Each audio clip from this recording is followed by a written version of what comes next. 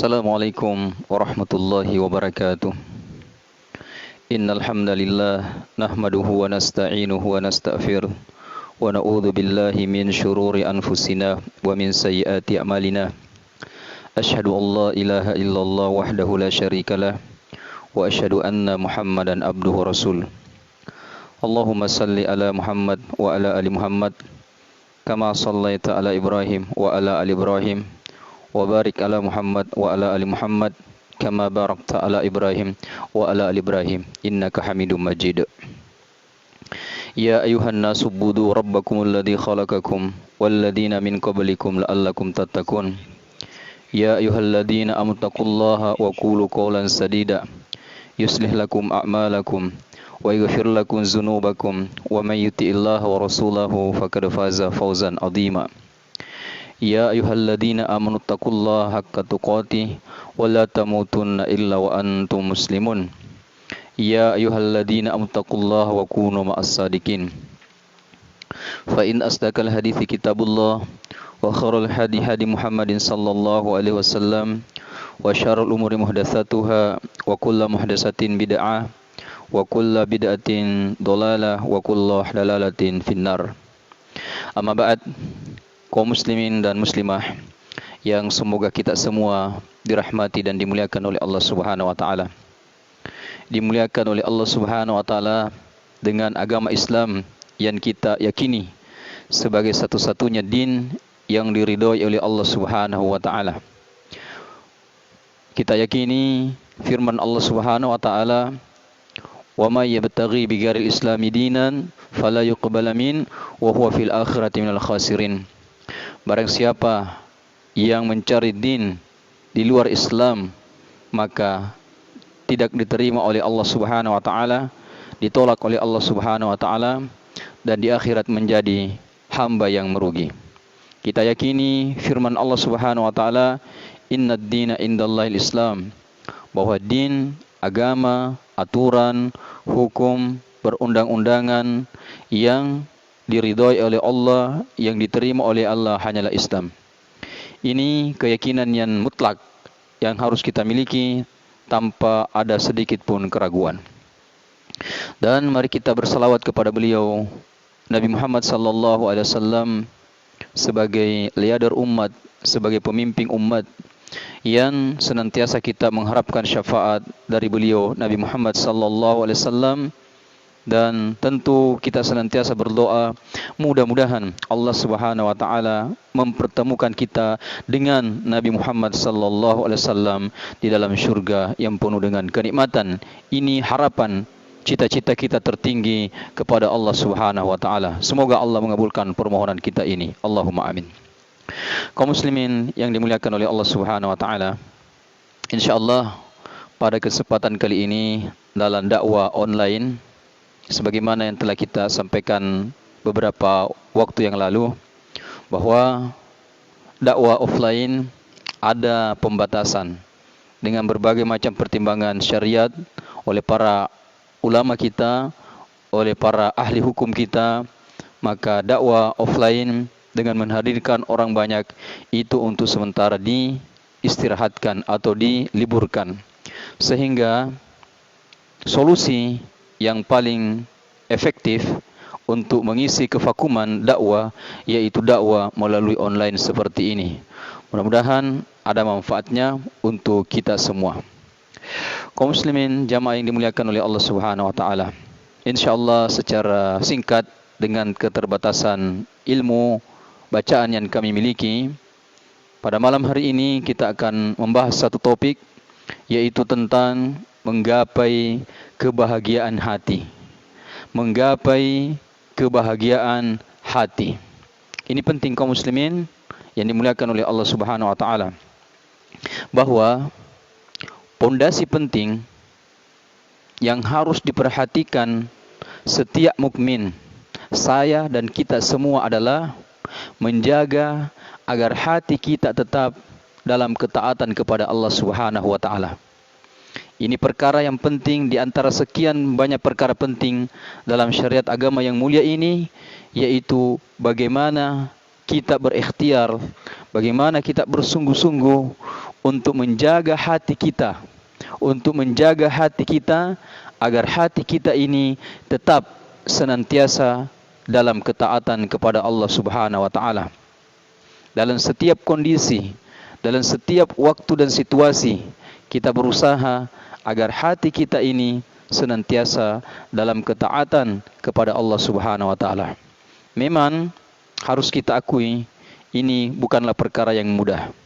Ini bukanlah perkara yang gampang. Perlu kesungguhan, perlu mujahadah, perlu tekad yang kuat. Insyaallah, kalau semua itu kita miliki, maka Allah Subhanahu wa taala akan memberikan hasil dari usaha kita itu, yaitu ketenangan hati, ketenangan jiwa, ketenangan batin kita. Ini penting, terutama di zaman sekarang ini, di zaman yang penuh dengan berbagai macam fitnah, di zaman yang penuh dengan berbagai macam masalah, problema, sehingga dibutuhkan yang namanya ketenangan hati, ketenangan jiwa. Perlu kita pahami kaum muslimin yang dimuliakan oleh Allah Subhanahu wa taala, bahwa hati kita nanti akan merasakan kebahagiaan yang sebenarnya. Jadi kebahagiaan yang hakiki, bukan kebahagiaan yang semu. Hati kita akan merasakan kebahagiaan yang hakiki ketika senantiasa menjalani hidup selaras dengan syariat Allah Subhanahu wa taala. Jadi hati ini bisa mendapatkan kebahagiaan hakiki ketika kita hidup di atas permukaan bumi ini senantiasa menjalani kehidupan kita sesuai dengan syariat Allah Subhanahu wa taala. Setiap perbuatan kita, setiap tingkah laku kita, setiap amalan kita itu sesuai dengan, selaras dengan syariat Allah Subhanahu wa taala, barulah hati kita akan menjadi tenang. Ketika hati kita bersih, ketika hati kita sehat, dan ketika hati kita selamat, niscaya amalan yang kita lakukan, semua amalan-amalan yang kita lakukan akan berbuah kebaikan dunia dan akhirat, akan mendatangkan kemaslahatan, akan mendatangkan kebahagiaan baik di dunia dan akhirat. Nah, ini kata kuncinya, bahwa semua amalan-amalan yang kita lakukan yang didasari dengan hati yang bersih, didasari dengan hati yang sehat, didasari dengan hati yang selamat, maka seluruh amalan-amalan kita ini akan berbuah kebaikan, akan diberikan pahala yang berlipat ganda dari Allah Subhanahu wa taala. Itu berarti bahwa amalan-amalan yang kita lakukan yang tidak dilandasi dengan hati yang bersih, yang tidak dilandasi dengan hati yang sehat dan selamat, maka seluruh amalan-amalan tersebut tidak diterima oleh Allah Subhanahu wa taala, tidak mendatangkan kebaikan, tidak mendatangkan maslahat, tidak mendatangkan manfaat baik itu dunia maupun akhirat. Perlu kita pahami kaum muslimin, para jamaah, pemirsa yang dimuliakan oleh Allah Subhanahu wa taala, bahwa orang yang hatinya ada penyakit, fi qulubihim maradun, yang di dalam hatinya ada penyakit, atau berpaling dari kebenaran, tidak mau mengikuti kebenaran Islam, atau bahkan menolak kebenaran dalam Islam, maka orang tersebut tidak akan mencapai kebahagiaan yang hakiki. Ini orang yang berpaling dari kebenaran, ada penyakit dalam hatinya sehingga dia berpaling dari kebenaran, tidak mau menerima kebenaran, bahkan menolak kebenaran, bahkan menjadi musuh-musuh kebenaran, maka orang tersebut tidak akan bisa merasakan yang namanya kebahagiaan yang sejati. Tidak bisa merasakan yang namanya kebahagiaan yang hakiki. Meskipun secara lahiriah kita lihat dia terlihat senang, meskipun secara lahiriah kita lihat hidupnya berlimpah dengan materi, seluruh fasilitas kehidupan dia miliki, dia punya semuanya, mobil yang mewah, rumah yang mewah, istri yang cantik, anak yang berpendidikan akademik tinggi, dan seluruh fasilitas dunia dia miliki, tetapi dia berpaling dari kebenaran, tidak mau mengikuti kebenaran, tidak mau berjalan di atas syariat Allah Subhanahu wa taala, maka dia tidak akan bisa merasakan yang namanya kebahagiaan hakiki. hanya kebahagiaan semu, hanya kebahagiaan yang menipu, hanya kebahagiaan yang sementara. Itulah yang mereka rasakan. Maka ini yang perlu kita pahami. Mereka memiliki jabatan, mereka memiliki kedudukan, tetapi selalu merasa gelisah, merasa ketakutan, merasa resah, tidak nyaman kehidupannya, dihantui dengan berbagai persoalan. Itu disebabkan karena berpaling dari kebenaran, tidak mau mengikuti syariat Allah Subhanahu wa taala, tidak mau mengikuti koridor-koridor, aturan-aturan yang telah ditetapkan oleh Allah Subhanahu wa taala.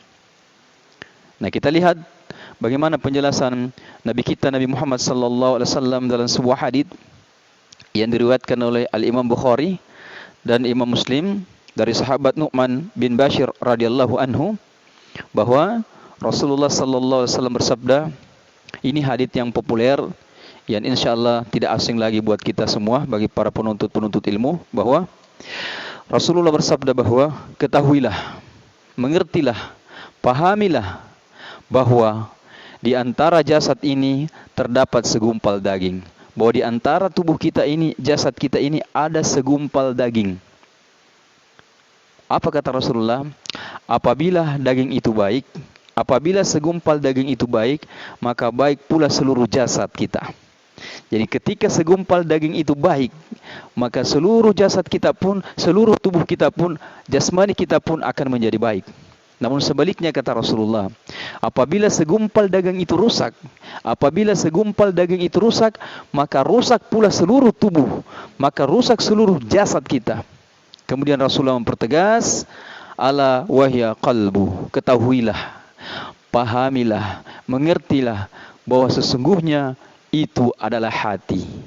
Segumpal daging itu adalah hati, yang mana ketika hati seseorang baik, maka insya Allah seluruh anggota tubuhnya baik, seluruh jasadnya baik, seluruh anggota tubuhnya mudah melaksanakan ketaatan kepada Allah Subhanahu wa taala, mudah melaksanakan kesalehan, mudah melaksanakan ibadah, mudah melaksanakan perintah Allah Subhanahu wa taala ketika hati itu baik. Sebaliknya, ketika segumpal daging itu rusak atau hati itu rusak, maka dia akan rusak jasadnya. Jasadnya malas beribadah, jasadnya malas berzikir kepada Allah Subhanahu wa taala, kakinya malas melangkahkan kaki datang ke masjid melaksanakan salat berjamaah, malas ke masjid untuk melaksanakan salat berjamaah, telinganya malas mendengarkan nasihat, telinganya malas mendengarkan dakwah, telinganya malas mendengarkan ayat-ayat suci Al-Quran, malas mendengarkan hadits-hadits Rasulullah sallallahu alaihi wasallam dibaca. Nah, ini indikasi barometer. Maka kita ukurlah diri kita, bagaimana jasad kita dalam ketaatan kepada Allah Subhanahu wa taala.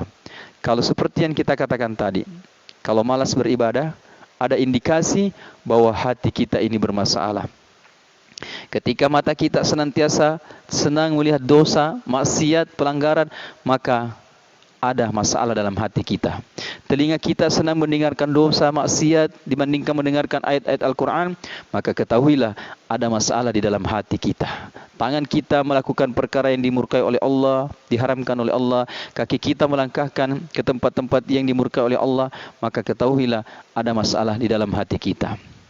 Kemudian Al-Imam Nawawi berkata bahwa dalam hadis yang mulia ini yang telah kita sampaikan tadi, itu merupakan penegasan bagi seseorang untuk berusaha dalam memperbaiki hati dan menjaga hatinya dari kerusakan. Jadi hadis yang mulia ini, kata Imam An-Nawawi, merupakan bentuk penegasan, bagi seseorang, kita, saya dan kita semua, untuk berusaha, berjuang, bermujahadah, bersungguh-sungguh untuk memperbaiki hati kita. Dan kita berusaha menjaga hati kita dari kerusakan. Ini penegasan hadis yang disampaikan oleh Nabi kita Nabi Muhammad sallallahu alaihi wasallam. Kaum muslimin, jamaah, pemirsa yang dimuliakan oleh Allah Subhanahu wa taala. Kebahagiaan hati harus diupayakan. Kebahagiaan hati harus kita usahakan, harus kita upayakan. agar hati kita tetap tumbuh subur dan bersemi dengan cahaya iman. Mengapa kita harus mengupayakan kebahagiaan hati?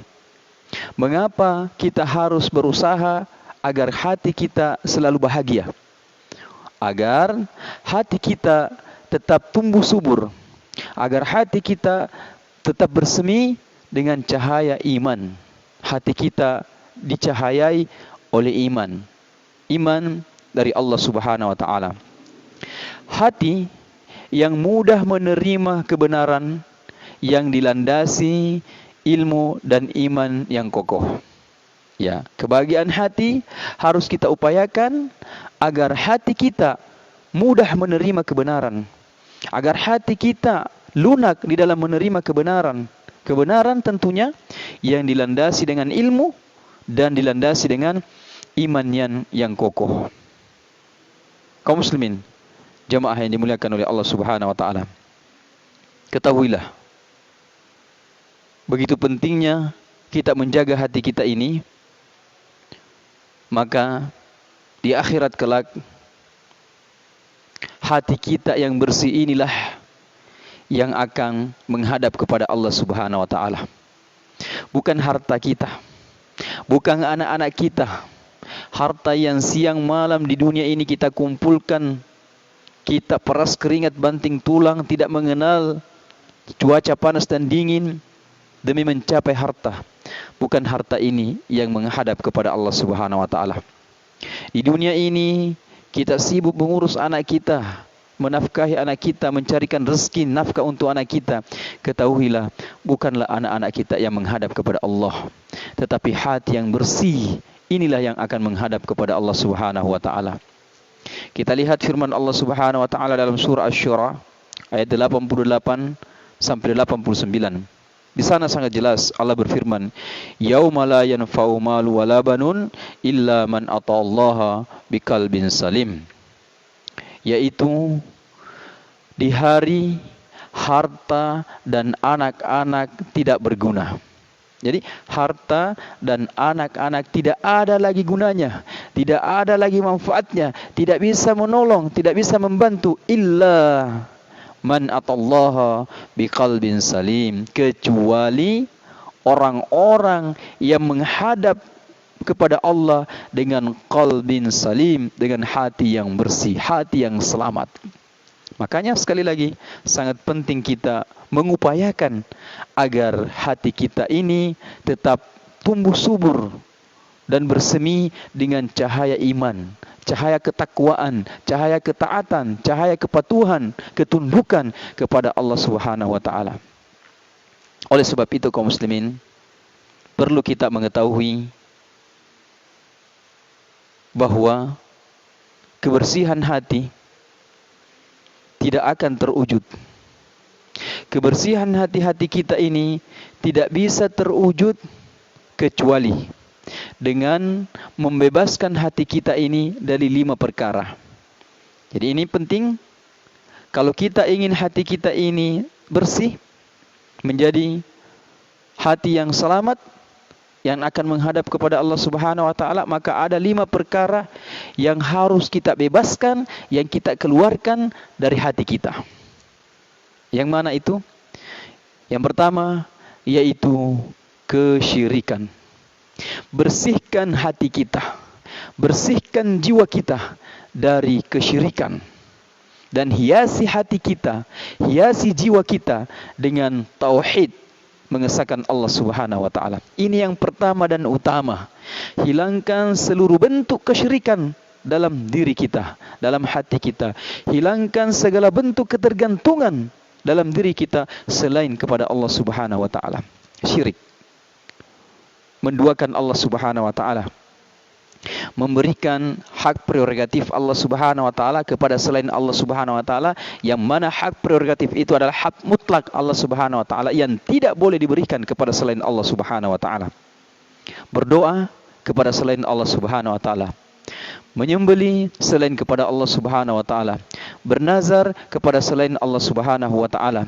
Ini bentuk kesyirikan yang harus kita hilangkan dalam hati kita dan kita hiasi dengan tauhid.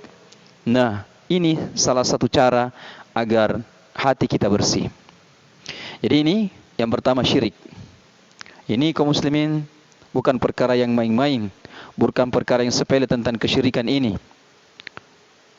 Innallaha la yaghfiru ayyushraka bi wa yaghfiru ma duna dzalika liman yasha.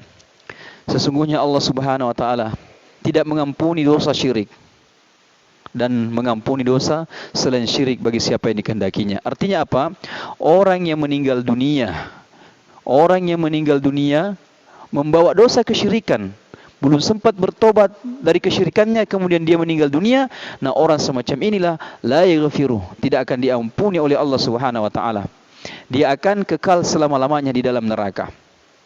Tetapi orang yang berbuat syirik, kemudian dia sempat bertobat kepada Allah Subhanahu wa taala sebelum meninggal dunia, maka insyaallah dosanya akan diampuni. Jadi ini perlu dipahami tentang dosa syirik yang tidak diampuni oleh Allah, itu dosa syirik yang dibawa mati. Seseorang melakukan kesyirikan, kemudian dia mati belum sempat bertobat, inilah yang tidak diampuni oleh Allah Subhanahu wa taala. Adapun orang yang melakukan kesyirikan, kemudian dia sempat bertobat kepada Allah Subhanahu wa taala sebelum dia meninggal dunia, tobatnya diterima oleh Allah Subhanahu wa taala, maka diampuni dosa kesyirikannya tersebut. Ini harus kita betul-betul memprioritaskan diri kita menjauhi segala macam bentuk kesyirikan, segala macam jenis-jenis kesyirikan, dan menghiasi diri kita, hati kita dengan tauhid. Tentu semua ini membutuhkan ilmu, membutuhkan kajian yang membutuhkan waktu yang lama, tidak instan, membutuhkan jenjang-jenjang. Ya, membutuhkan waktu belajar kepada ustadz, belajar kepada ulama, belajar kepada ustadz yang terpercaya ilmunya, yang bersih akidahnya, yang bersih tauhidnya. Sebab di zaman sekarang ini banyak orang yang disebut ustadz, tapi justru mereka lah yang menyuburkan kesyirikan-kesyirikan di tengah-tengah masyarakat. Maka kita harus berhati-hati di dalam memilih guru, terutama belajar tentang tauhid, tentang akidah. Jadi ini secara singkat yang pertama, kalau kita ingin merasakan kebersihan hati, maka yang pertama kita harus lakukan adalah membersihkan hati kita dari segala macam bentuk kesyirikan dan menghiasinya dengan tauhid, mengesahkan Allah Subhanahu wa taala. Kemudian yang kedua yaitu membersihkan hati kita dari segala macam bentuk bid'ah. Ya, membersihkan hati kita dari segala macam bentuk bid'ah, amalan-amalan kita dari segala macam bentuk bid'ah. Bid'ah itu adalah amalan-amalan atau ibadah-ibadah yang dilakukan yang tidak ada dalilnya, yang tidak ada syariatnya dalam agama ini, yang tidak ada sunnahnya, yang tidak ada contohnya, yang tidak ada tuntunannya dalam agama Islam. Itu bid'ah. Membuat tata cara ibadah, merekayasa tata cara ibadah, mengada-ngadakan tata cara ibadah yang tidak ada sumbernya, yang tidak ada landasannya dalam agama. Ini berat. Kenapa? Kullu bid'atin dhalalah. Semua bid'ah dalam bentuk ibadah dalam agama itu sesat. Perhatikan baik-baik, bid'ah yang dimaksud di sini adalah bid'ah yang berkaitan tentang urusan agama. Adapun handphone, adapun mic, adapun komputer, pesawat terbang, itu bukan bid'ah, karena itu perkara dalam urusan duniawi. Nah, ini terkadang ada orang yang salah paham. Kalau kita mengatakan bid'ah tidak boleh kita lakukan karena tidak dilakukan oleh Nabi, maka dia mengatakan kalau begitu jangan mi juga pakai HP. Kalau begitu jangan mi juga pakai mikrofon, karena tidak ada di zaman Nabi, tidak dilakukan oleh Nabi. Ini kesalahan di dalam memahami. Bid'ah yang dimaksud adalah bid'ah yang berkaitan dengan urusan ibadah, bid'ah yang berkaitan dengan urusan agama. Adapun perkara-perkara duniawi, Rasulullah mengatakan engkau lebih mengetahui urusan duniamu. Engkau lebih paham tentang urusan duniamu. Engkau lebih mengerti tentang urusan duniamu. Pesawat terbang, motor, mobil, mikrofon yang kita pakai ini perkara-perkara duniawi dan tidak masuk dalam perkara bid'ah yang dilarang. Kullu bid'atin dalalah wa kullu dalalatin finnar, dan semua kesesatan itu tempatnya di neraka. Singkat saja. Rasulullah sallallahu alaihi wasallam bersabda, "Man amila amalan laisa anhu amruna fahuwa radduh." Barang siapa yang melakukan suatu amalan yang tidak kami perintahkan, yang tidak ada kami contohkan, fahuwa radduh, ditolak, tidak diterima. Ya, man ragiba yang sunnati falaisa minni. Barang siapa yang tidak senang kepada sunnahku, falaisa minni. An-nikahu min sunnati. Nikah itu adalah sunnahku. Ya, siapa yang tidak senang kepada sunnahku, kata Rasulullah, maka bukanlah umatku. Laisa minni, bukan dari golonganku. Nah, nikah, bagaimana tata cara nikah yang syariatkan, yang dicontohkan oleh Rasulullah. Jadi bukan nikah sekedar nikah. An-nikahu min sunnati, nikah itu sunnahku. Nikah itu sunnahku, kata Rasulullah. Jadi nikah itu bukan hanya sekedar nikah. Nikah itu harus sesuai dengan tuntunan syariat yang dicontohkan oleh Rasulullah sallallahu alaihi wasallam, dan semua tentu ini butuh ilmu, butuh kajian yang tersendiri. Jadi itu yang kedua, kita harus membersihkan diri kita untuk tidak melakukan perkara-perkara bid'ah dan menghiasi diri kita dengan amalan-amalan sunnah Rasulullah sallallahu alaihi wasallam. Ya, mulai dari yang terkecil, sunnah-sunnah Rasulullah sallallahu alaihi wasallam yang paling ringan, sampai sunnah-sunnah Rasulullah sallallahu alaihi wasallam ke jenjang-jenjang berikutnya. Seperti misalnya memelihara jenggot, tidak bisa dipungkiri. Memelihara jenggot itu sunnah.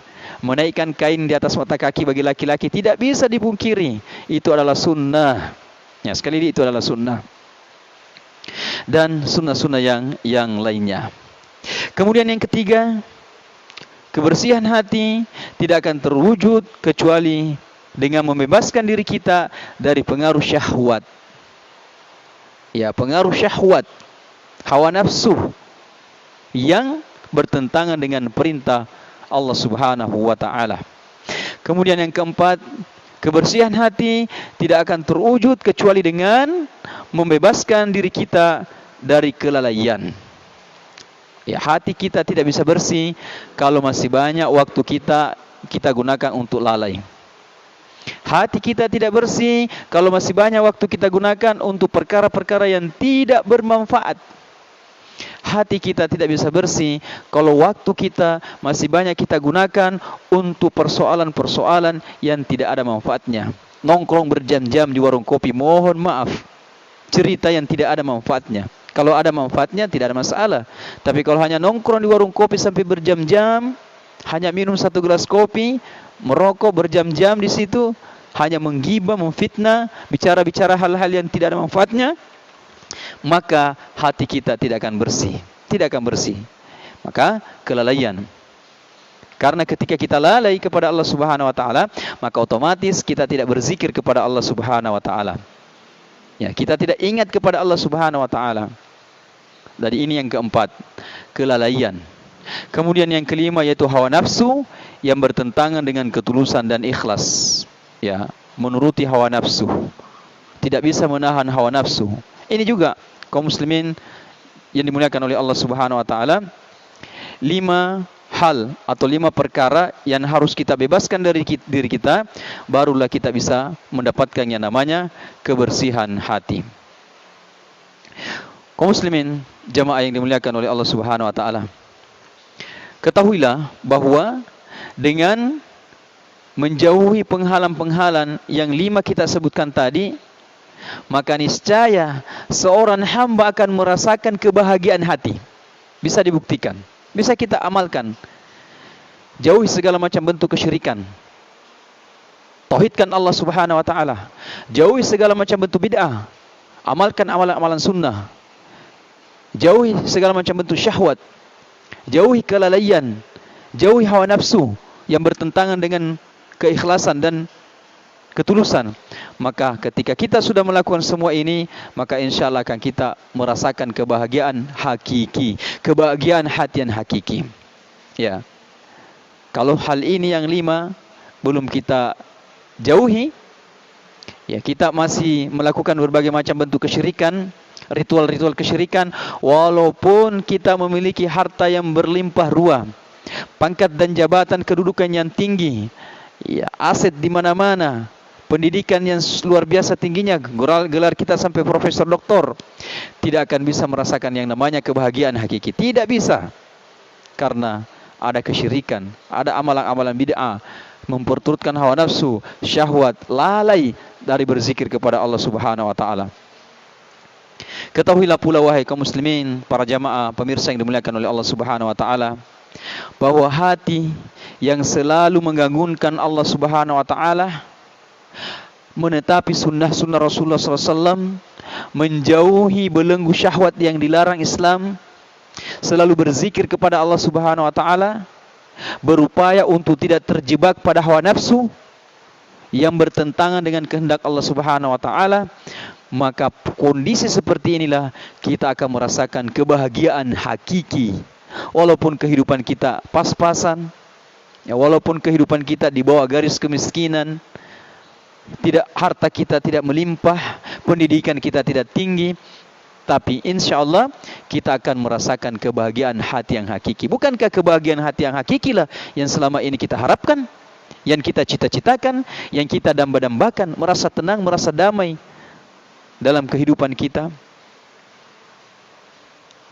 Kemudian hati kita akan bahagia, hakiki kita rasakan ketika kita beriman kepada takdir Allah, baik takdir buruk maupun takdir baik. Ini juga salah satu kunci agar kita bisa mendapatkan kebahagiaan hakiki, yaitu kita beriman sepenuh-penuhnya tanpa keraguan, beriman kepada qada dan qadar, takdir baik dan takdir buruk Allah Subhanahu wa taala. Kita akan bisa merasakan kebahagiaan hakiki ketika kita menerima segala ketentuan dari Allah Subhanahu wa taala.